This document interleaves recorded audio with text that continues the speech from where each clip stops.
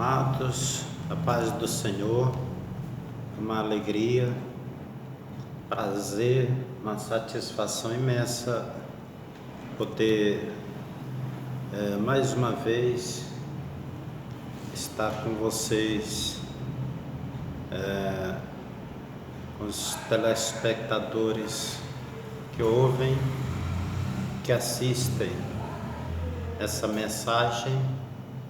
Espero eu que o Espírito de Deus possa estar lhe abençoando neste momento, que você possa alcançar da parte de Deus a paz, a alegria e a felicidade que você tanto precisa. Que Deus ele possa estar presente nas diversas áreas da tua vida, fazendo você entender o verdadeiro sentido, o verdadeiro propósito da vida, segundo os planos de Deus. Eu quero, nesse momento, fazer uma leitura da palavra de Deus que se encontra na carta de Paulo, primeira carta aos Coríntios, capítulo 13, que nos diz assim: ainda que eu falasse a língua dos homens e dos anjos e não tivesse amor, seria como metal que soa ou como sino que tine. Ainda que tivesse o dom de profecia, conhecesse todos os mistérios e toda a ciência, e ainda que tivesse toda a fé de maneira tal que transportasse os montes, e não tivesse amor, nada seria. E ainda que distribuísse toda a minha fortuna para sustento dos pobres, e ainda que entregasse o meu corpo para ser queimado e não tivesse amor, nada disso me aproveitaria. O amor é sofredor, é benigno, o amor não é invejoso, o amor não trata com leviandade, não se ensoberbece, não se porta com indecência, não busca os seus interesses, não se irrita, não suspeita mal, não folga com a injustiça, mas folga com a verdade. O amor tudo sofre, tudo crê, tudo espera e tudo suporta, né? Mediante a leitura dessa palavra, nesse momento quero te abençoar também com uma palavra de oração. Vamos orar juntos em nome de Jesus. Meu santo Deus, amado Pai, Senhor e Criador dos céus e da terra, Tu és provedor de todas as bênçãos no nosso viver.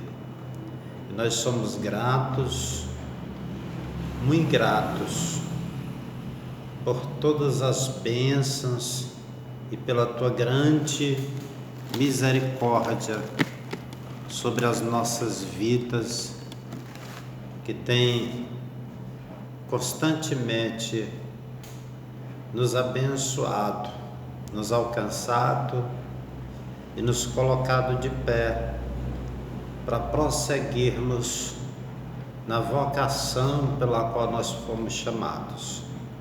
A nossa vocação no Senhor possa estar produzindo desejo de santificação e o desejo, Senhor, do Teu povo está vivendo constantemente no centro da Tua vontade. Vai de encontro, Senhor, nesse momento a essa pessoa que está dentro da sua casa, essa pessoa que está no leito de enfermidade, está precisando de uma cura, que precisa de um milagre, que precisa se ver livre de uma tristeza, que precisa se ver livre de uma gastrite, de uma depressão, que precisa, Papai amado, ter um coração funcionando perfeitamente. Ó Deus, o Senhor pode todas as coisas, não há nada impossível para o Senhor. Por isso, eu te peço, juntamente com aqueles que oram comigo, vai de encontro à necessidade dessa pessoa, em nome de Jesus. Amém, amém e amém. Que Deus abençoe. Então, irmãos, nós temos lido aqui um texto sagrado que eu considero bastante interessante, um texto que fala de amor, né? Eu bem sei que o amor, ele é o fator principal pelo qual nós nos encontramos na presença de Deus e pela existência da humanidade hoje, porque a palavra diz que Deus amou o mundo de tal maneira que deu seu Filho unigênito, para que todo aquele que nele crê não pereça, mas tenha a vida eterna. Então Deus nos amou primeiro, né? Jesus nos ensinou a amar e deu a sua própria vida por nós. Então, o amor é como se fosse a perfeição, vamos dizer assim. E quando Deus, que é perfeito, cria o ser humano, como também todas as coisas, a Bíblia diz que tudo Ele criou pela palavra do seu poder, dizendo haja, e assim a sua palavra gerava um milagre. E a Bíblia diz que tudo que Ele fazia, a palavra diz que Ele via que era perfeito, via que era bom. Chega o momento de criar o ser humano. Ele cria o homem do pó da terra, do barro, sopra nas narinas deste homem o espírito de vida, né? E posteriormente ele dá uma companheira. E Deus, a Bíblia diz que Deus viu que era bom, que era perfeito. Tudo que Deus criou foi perfeito. Hoje nós vivemos numa situação de degeneração moral, espiritual, e a humanidade está em decadência. Não porque Deus ele tenha culpa na sua criação, não, tudo que Deus criou foi perfeito, mas a palavra de Deus nos diz que apesar de Deus ter criado tudo perfeito, os homens buscaram muitas invenções, né? Os homens, através das suas invenções e das suas buscas constantes por aquilo que era contrário à vontade de Deus, isso lhes trouxe dor, sofrimento e amargura, né? E quando Deus criou, diferente de todas as outras criaturas, o ser humano, o primeiro casal, Deus dotou esse casal de habilidades interessantes. A mulher, Deus deu uma habilidade de sentir, de perceber contra os ataques do inimigo. É como se a mulher ela tivesse, através da sua sensibilidade apurada, um radar. E esse radar captava sinais espirituais e, pela sensibilidade da mulher, o casal estava seguro, estava em segurança. Ao homem, Deus deu a habilidade de guerreiro, o desejo de conquista, né? E o diabo ele sabia que seria impossível chegar ao homem se primeiro não atingisse a mulher. Essas duas habilidades, a habilidade da mulher e a habilidade do homem, tornava do cônjuge ou dos cônjuges da primeira família uma dupla imbatível. Então o diabo ele sabia que a sensibilidade estava na mulher e que se ele não destruísse o radar, se ele não deixasse o radar confuso, desorientado, ele não conseguiria chegar ao homem. Então o diabo, estrategista, analista, que analisava todos os movimentos do casal, ele começou a analisar e a perceber que os olhares e os passos da mulher perto da árvore do conhecimento do bem e do mal eram constantes. Os olhares despertavam um desejo. Satanás não via o que estava no coração do casal. Ele não tem esse poder, nunca teve, de sondar os pensamentos, as intenções do coração. Mas ele sonda os gestos, ele sonda os olhares, ele percebe algum interesse do ser humano através das suas ações. E ele percebeu isso na mulher, né? E determinada ocasião, estando a mulher só, próximo da árvore do conhecimento do bem e do mal, a Bíblia nos diz que Satanás, com toda a sua astúcia, chega para a mulher e diz: por acaso Deus disse para vocês não comer do fruto dessa árvore? E Eva responde: sim, Deus disse que nós poderíamos comer de todos os frutos, de todas as árvores que há no jardim, com exceção do fruto dessa árvore.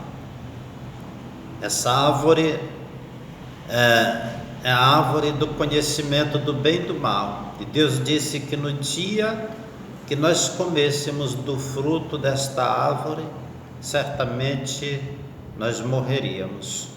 Seríamos conhecedores do bem e do mal e morreríamos. O diabo que é mentiroso, né? E que distorce, ou que torce, procura torcer, interpretar, fazer com que o ser humano interprete de forma equivocada, errada, a palavra de Deus. Ele diz: não, não é assim. Mas eu digo para vocês que se certamente vocês comerem desta árvore do conhecimento do bem e do mal, vocês serão iguais a Deus, conhecedores do bem e do mal. Veja só, o diabo ele não toca na parte de morte, O diabo ele não toca na parte de sofrimento, né? E a mulher se deixou ser enganada, achando que seriam iguais a Deus, seriam conhecedores do bem e do mal e seriam iguais a Deus. E ela alimentou seu desejo, provou do fruto do conhecimento do bem e do mal. Ficou fácil, porque agora ela estava aliada ao diabo, de enganar o marido. Fez com que o marido também comesse do fruto do conhecimento do bem e do mal. E quando o homem comeu, a Bíblia diz que os olhos de ambos se abriram. A inocência já não fazia mais parte da vida deles.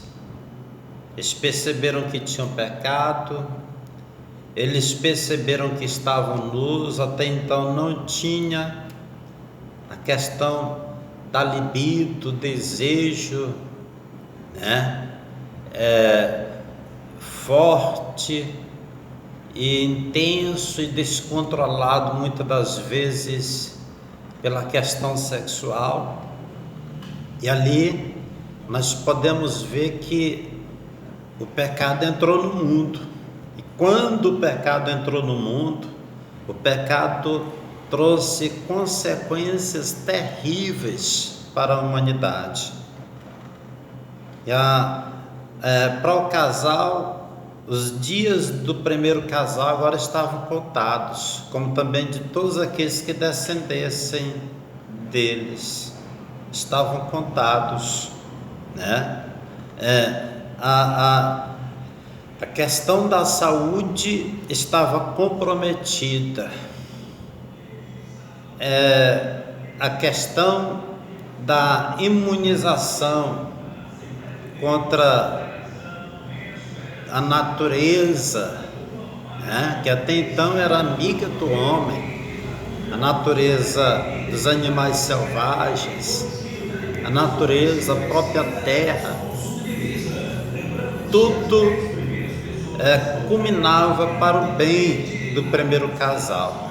Eles eram felizes, mas se deixaram vencer por uma simples curiosidade, se deixaram levar por um conselho do inimigo e caíram na cilada. Deixaram de ouvir a voz de Deus para ouvir a voz da serpente, a voz de Satanás, e trouxeram consequências sobre a vida dos seres humanos. E essa consequência se espalhou, envolve toda a humanidade, porque a Bíblia diz, Romanos 5:12, que por um homem entra o pecado no mundo, e pelo pecado entra a morte. E sendo assim, todos pecaram, porque todos descendem de Adão, né? Quer dizer, todos nascem com essa semente do pecado dentro de si. Para o homem, a fase da inocência, enquanto eles não têm discernimento acerca da realidade daquilo que acontece de mal à sua volta, né? A fase da inocência é uma criança. É por isso que Jesus disse: deixa vir as minhas crianças, porque das tais é o reino dos céus. Mas quando o homem sai desta fase da inocência e se torna conhecedor do bem e do mal, o homem é responsável, torna-se responsável pelos seus atos, né? Aí a semente, a colheita é por aquilo que nós semearmos, advém da semente que nós plantarmos, né? Então, a mulher que antes só captava sinais espirituais que dava ao primeiro casal condições para que eles estivessem imunizados, imunes aos ataques do inimigo. Essa mulher agora não capta mais só sinais espirituais. Ela capta temor, ela é sensível às suspeitas, ela é sensível às críticas, ela tem crises de ansiedades, ela tem crises de preocupações excessivas, vive em constante desconfiança, não capta mais só sinais espirituais, sinais de ataques do inimigo, mas capta também todas essas situações ruins que termina mexendo com a estrutura psicológica da mulher, O radar da mulher, a sensibilidade da mulher, que foi feita por Deus para captar os ataques do inimigo, para que ela, como heroína, como aquela que traz proteção e segurança para o seu lar, para a sua família, ela pudesse estar vencendo esses ataques em oração e confiando no Senhor. Agora, muitas das vezes ela se torna a própria vítima, desses males que vêm em consequência do pecado. O homem que guerreava somente contra o inimigo, que tinha só o inimigo, só Satanás como inimigo, esse guerreiro agora, ele guerreia uns contra os outros, ser humano contra ser humano, Esse homem agora não busca mais só os interesses de Deus, ele busca os seus próprios interesses. O seu ego nunca se satisfaz. Assim como o diabo disse, ele quer obter independência, autonomia, até do próprio Deus, de não precisar, de não depender de Deus. A busca do homem agora é pelo materialismo. O amor do homem agora é pelo dinheiro. Deus, ele tem o desejo de que alcancemos a perfeição do início da criação. Veja que quando o homem cai, Deus não deixa o homem só. O homem se esconde, mas Deus vem ao encontro do homem no jardim do Éden. O homem faz para si vestimentas de folhas de figueiras, aventais de folhas de figueira. Deus viu que aquelas vestimentas não tinham durabilidade, consistência. Deus faz para o homem, para o primeiro casal, vestimentas de peles.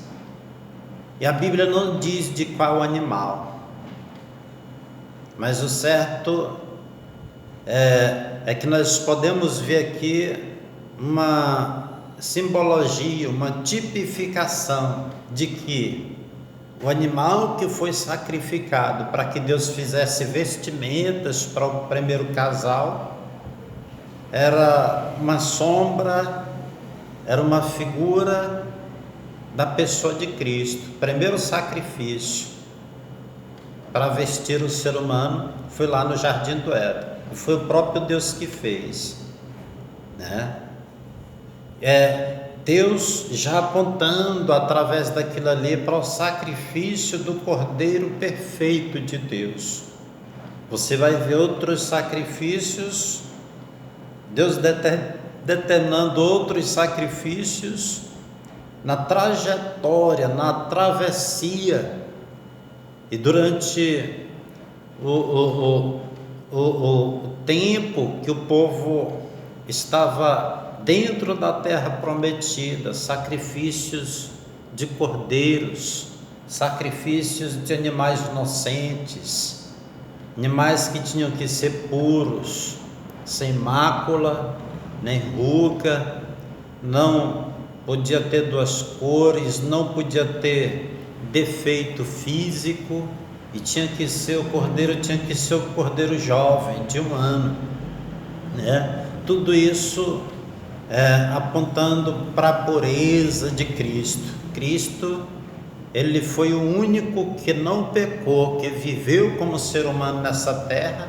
mas até o seu próprio nascimento, no seu próprio nascimento, ele não nasceu com a semente do pecado. Ele não foi gerado de relacionamento sexual humano. Ele foi gerado no ventre de uma virgem, mas pelo Espírito de Deus, né? O Espírito de Deus deu a Jesus forma no ventre de Maria. A Bíblia diz que o anjo fala que ele seria o Emanuel. Emanuel significa Deus conosco.